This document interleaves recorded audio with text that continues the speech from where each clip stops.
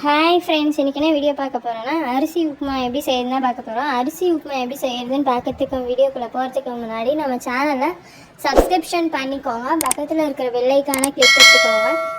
பக்கத்தில் ஆல்ன்ற ஆப்ஷனை கிளிக் கொடுத்துக்கோங்க. ஸோ நான் இப்போலாம் உங்களுக்கு வீடியோஸ் அப்லோட் பண்ணுறேன்னா அப்போலாம் உங்களுக்கு நோட்டிஃபிகேஷன் வரும். வாங்க வீடியோக்குள்ளே போகலாம்.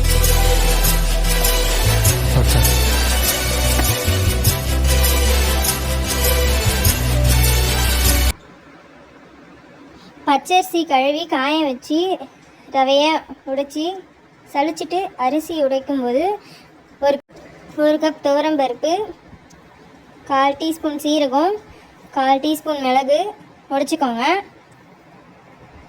1 டீஸ்பூன் கடலைப்பருப்பு,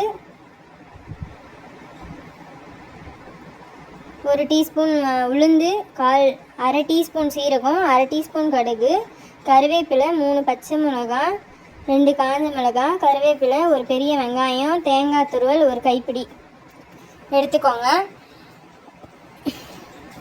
வாணலில் எண்ணெய் விட்டு கடுகு, சீரகம், கடலைப்பருப்பு, உளுந்து, கருவேப்பிலை தாளிச்சிட்டு ஒரு பெரிய வெங்காயம் நீல வாக்கில் சேர்த்து வதக்கிக்கோங்க. பச்சை மிளகாய் வதக்கிட்டு 1 டம்ளர் ரவைக்கு 1.5 டம்ளர் தண்ணி வச்சு கொதிக்க விட்டு ரவை கொட்டி கிளறிட்டு சிறு தீயில் வைத்து மூடி போட்டு கிளறி விடவும். வெந்த பிறகு தேங்காய் துருவல் தூவி கிளறி இறக்கிக்கோங்க. தட்டில் பரிமாறிக்கோங்க. அவ்வளோதான், அரிசி உப்புமா ரெடி.